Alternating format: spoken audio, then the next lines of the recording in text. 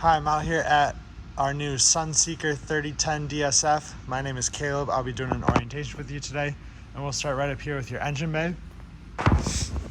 On the left, you have your chassis battery, as well as your washer fluid, trans fluid dipstick, oil dipstick down there.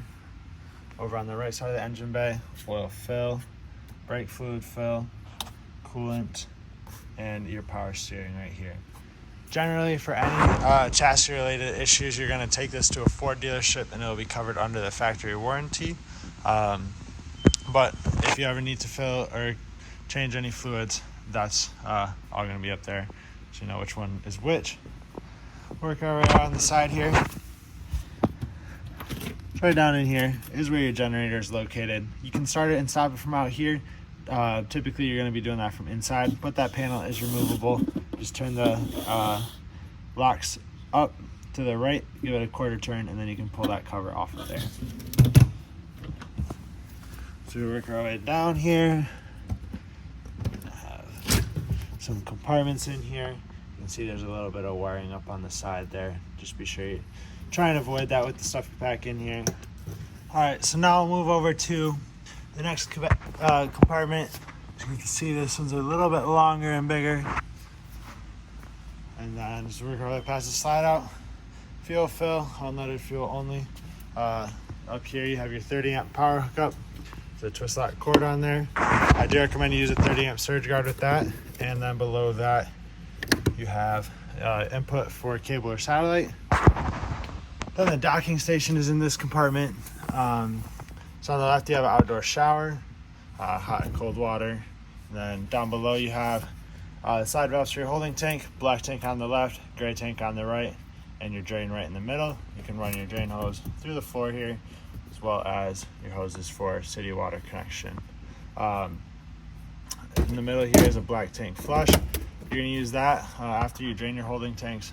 So there's a specific order you want to do that in.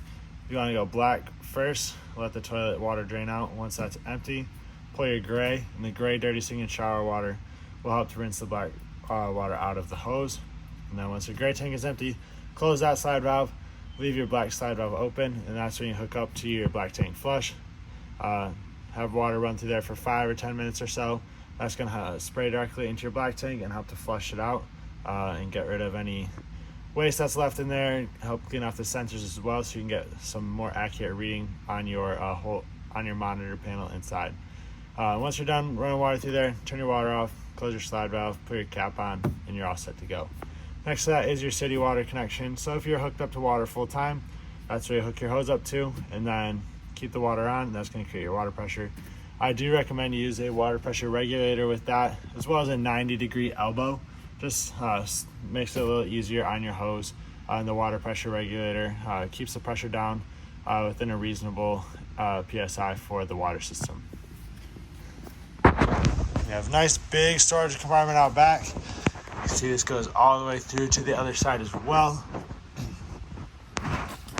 You have a hitch receiver and 7-way plug on the back, and you can see your backup camera built into the brake light up there. You have a outdoor quick connect for your gas system, so you can hook up outdoor stove or griddle outside. That's tied in to your propane that's on board here. This is the other side of that passenger storage. You have another light here, just a little push button on the bottom of that. Storage in here with access to your water filter and your low point drains there as well. And you have some lines for winterization. So that's all easily accessible right through there. This is your freshwater tank fill. It's just a gravity fill. Get the cover off there. You just stick your hose in there, turn it on, and you can check the levels of your tank inside. Once it's full, turn your water pump on, and that'll create your water pressure. Yeah, the power awning right up here. The switch for that is going to be inside to control that. You can see you have your outdoor speakers as well. Those are controlled from the TV here, which is TV radio combination.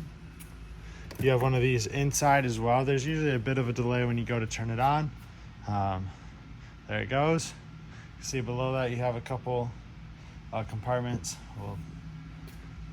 So right now it's on TV. We're not going to pick up channels inside our warehouse here, but to switch to radio, we go through your modes.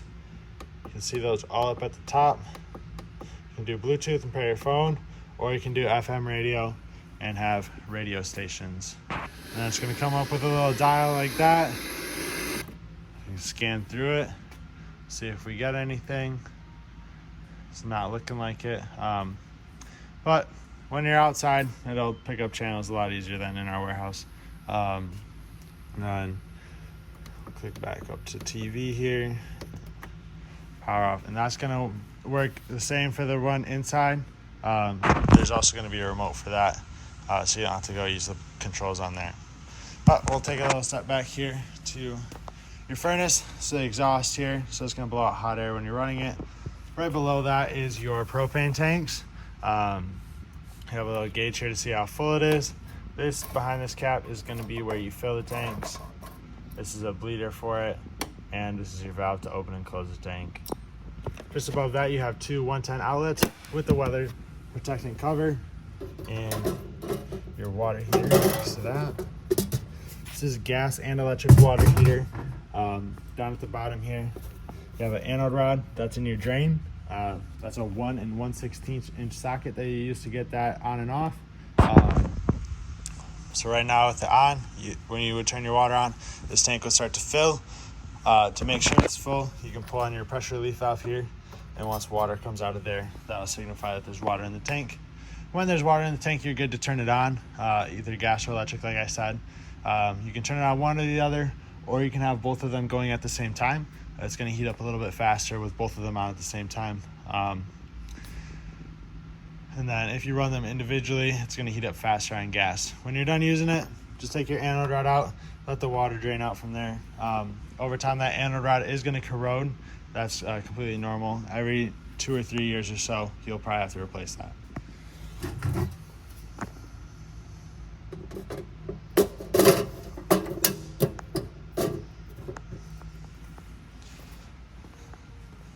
And that looks like just about everything. We'll take a step right inside the door here. We got some controls. So on the left here is your leveling system. So if we turn that on, it's not going to turn on because the ignition's not on.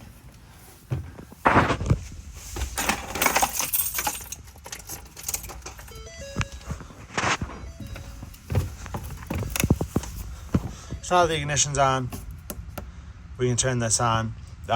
So if we click through the menu here on the left, you have a few different features. You have auto retract all, shows temperature, battery voltage, your level, and then manual level. So you hit enter, you can manually level the unit out. Otherwise, you see it says apply the parking brake to level 2. So you need that, the ignition on and the parking brake engaged to use the leveling system. Otherwise, the easiest thing to use is auto level. So when you get parked at your house or your campsite, wherever you're staying, get everything, or get situated, put your parking brake on, hit auto level. That's gonna be one of the first things you do, and then usually it's helpful if you're outside of the coach when you're doing that, so it doesn't throw out the calibration if you're moving around inside. So you just hit the button, step outside, let it do its thing, and it'll level itself out. Probably take 5-7 minutes to fully do its functions. And then once it's leveled out, you can open everything up. So open your slide outs, awnings, things like that. I typically recommend you do the leveling first before you open everything out, so that they can open out evenly and everything like that. Right down here, you have 2 red switches. These are going to be for your porch light and your awning LED light. Next to that is the controls for your awning. So with your awning controls, you do want to be sure that the ignition is turned off. This button isn't going to do anything if the ignition is on. So I turn the ignition off, and now we can extend and retract this. So if we hit extend, see that awning starts to roll out there. Just hold the button down, The awning is not going to stop automatically as you run it out, so you do want to watch it as you hold down the switch. A little indicator for you that it's fully extended is there's going to be some extra fabric that's hanging down at the end, and you also see the bare awning tube. So keep an eye on that there. So that extra fabric is stuck up to the tube right now, but we can see that the tube no longer has any fabric run around it. If the fabric ever sticks like that, like it is now, usually if you run the awning in just a little bit, it'll drop down like that. So that's what it's going to look like fully extended. There are adjustments you can do on the arms on either side. Pull on this bottom piece here, and it's going to bend at the elbow. That way you can pitch it so water will drain off of one side or the other. Just be sure you straighten that out before you close the awning. That way it can close evenly. Underneath your step here, this is where your house batteries are located at. Yeah, pretty easily accessible. Just a single latch there. You also have a battery shutoff right here. So if you turn this to the off position, that shuts everything down. Otherwise, have it in the on position. You also have a motion light here. So sense motion, now it's going to turn on. And above that is your solar controller.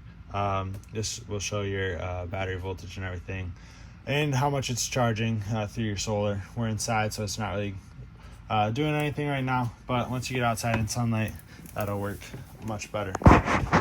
As we work our way inside, right on the counter here, we do have a wireless charger. See, just set your phone on it. Then next to that, you have a trash can, a little countertop lid cover for it. You have another one of those TV radio combinations in here. Like I said, it works the same as the one outside. And sink, it does have a pull down sprayer on it. If I can get it out.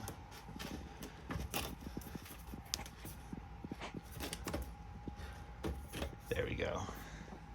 So that, pull that out, move that around. This is a flexible hose up top there. It just slides into the little bracket for it. We have 3-burner stove top here with the glass cover over top, and below that is your microwave and convection oven.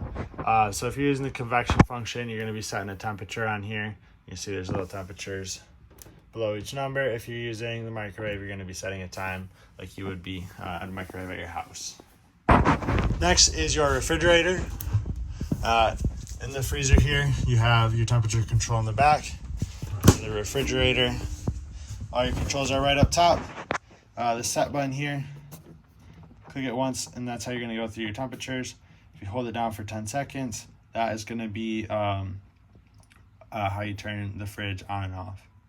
So pretty quickly here, it will shut off. There we go. So that's how you turn that on and off.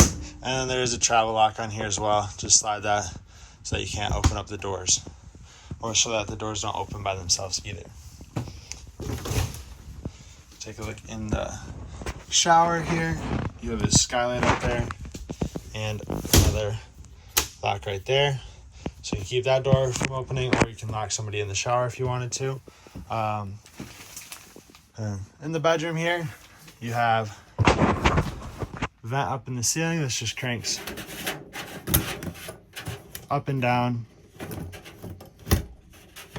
and kind of locks into place. You have your slide out control on the wall here. So this is the control for the rear slide out.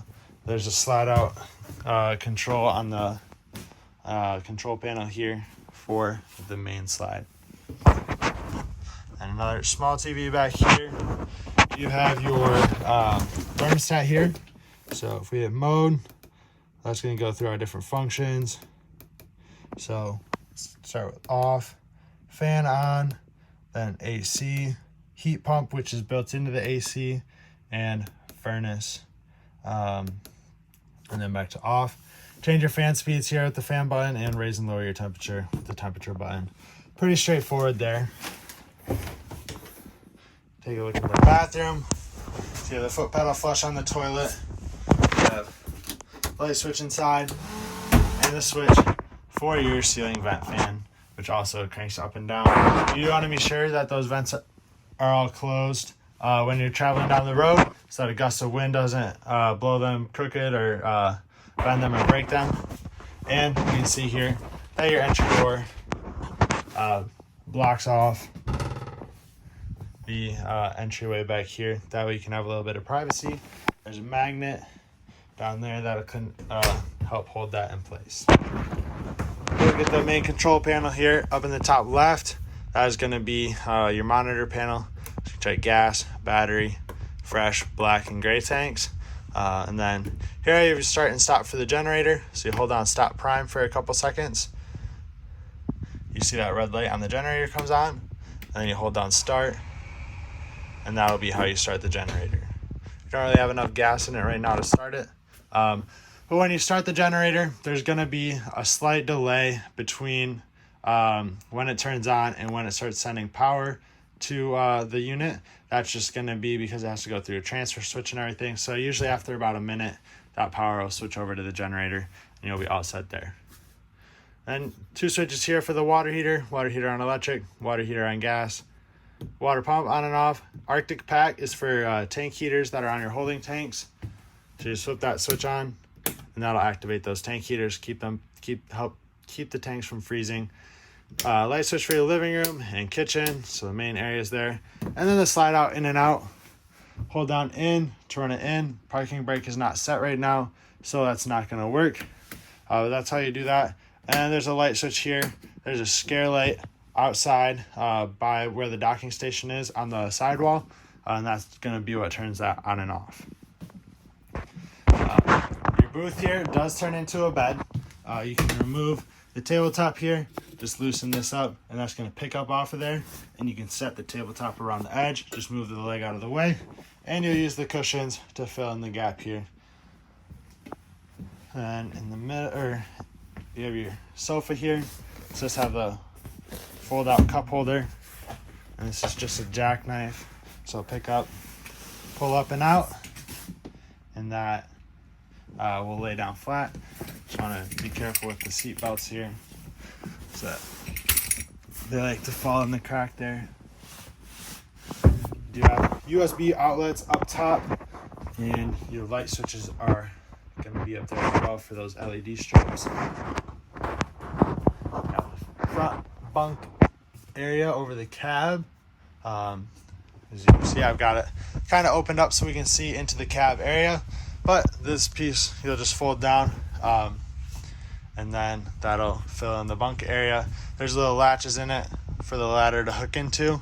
Otherwise, for storage and travel, the ladder's gonna go right there.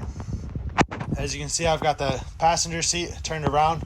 It's on a swivel, and they do have little cushions there and there that you'll set on them, so that the little step down in there doesn't affect how you sit.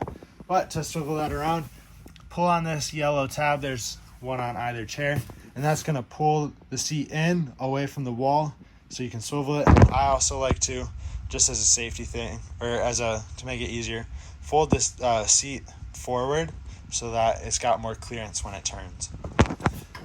As far as controls go up here, it's going to be pretty straightforward and similar to a standard vehicle.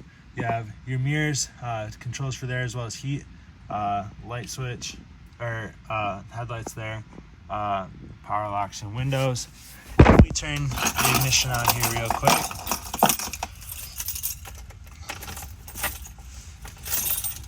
we'll just start the engine. You can see up here you have your cameras all on. So backup camera, side view cameras there as well. Then we have radio as well as Bluetooth. And you can also, they don't run the camera to this one, they only run the camera up there. So you have Sirius XM Bluetooth audio. You can pair your phone up to it, make phone calls, and plug in a USB right down here, and also change your settings. Then obviously your controls there. You have USB charging here as well as a USB Type 3 charger. And that is going to be pretty much it for up front. turn that back off so it's a little quieter.